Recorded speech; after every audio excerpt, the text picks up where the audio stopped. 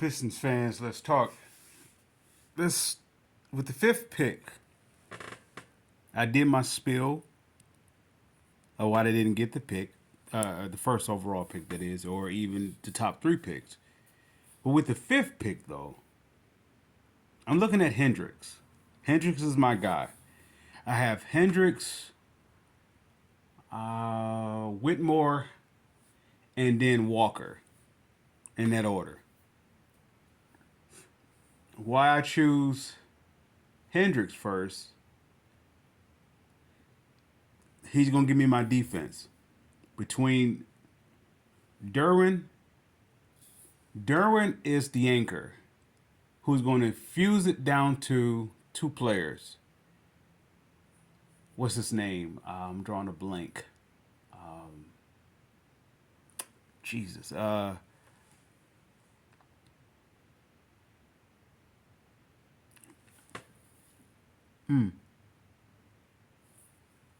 Jay Ivy and Wiseman. Duran is going to spread it to Ivy and Wiseman. And if they get Whitmore, no, forgive me, Hendricks, not Whitmore, Hendricks. The Pistons are going to get two picks. They're going to get two lottery picks, or possibly even three. They, I'm kind of, if I were to say this, if I were to pick between Miller and it is okay, it goes in this order. If I was going to pick the top three picks, of course, you're talking about Victor, but if I don't get Victor, I'm looking at Scoot Henderson over Miller. And if I'm at the three spot, the number three pick, I'm not taking Miller. I'm taking Hendricks. I'm taking Hendricks. Why? Because he gives me everything that I need. He gives me everything I need. Not just a three and D guy on the wing. He doesn't just give me that. He gives me everything. He gives me that. He gives me that Rasheed Wallace factor. All right. What I mean by that is not the Rasheed Wallace factor as in trade, but Rasheed Wallace as in the tangibles that he brings.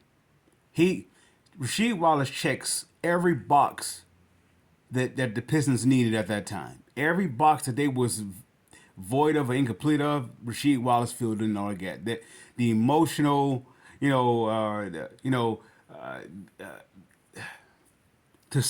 be the outspoken person, to say what everybody else is saying. If they needed low post basket, to have that. In the outside shooting, he had that. If they needed this, they needed that. Needed defense. Rasheed Wallace filled in every blank the Pistons needed at that time. And if I look at this lineup now, if I have Caden Ivey in my backcourt, and I have Derwin and Wiseman up top, then the round that out is going to be Hendricks. Because he covers what Ivy and Cade lacks in. But he also supports what Durant is infusing inside of Wiseman. And I'm not going to bar out the idea or the thought that Troy Weaver is going to make a trade to get another draft pick, as well as possibly the free agency market. He gonna have cash, so he could take on somebody else's contract. But the guy, I'm not looking for him to get a veteran. If any veteran that comes to mind, I'm not looking at somebody who's going to command maybe 20 million plus per year. I'm looking at someone that's going to command maybe 10 million or less. I'm looking at that rookie salary, that type of guy that can fill in and merge in with the likes of the youth, the young core now. With that said, I can see Killian staying or being moved. I can see Stewart staying or being moved. Detroit isn't a, you know what?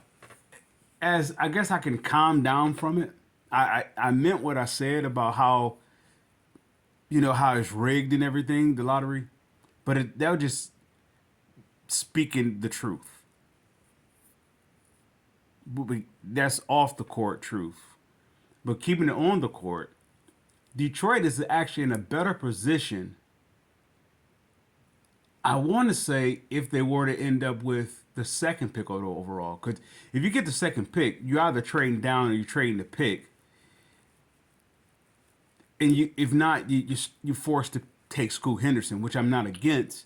It just brings a little bit more questions to the table. With the fifth pick, though, they're going to get their combination of player. You're talking about a Dennis Rodman. I said this in a couple videos before. They're looking for their Dennis Rodman, John Sally guy, and I believe that is Hendricks.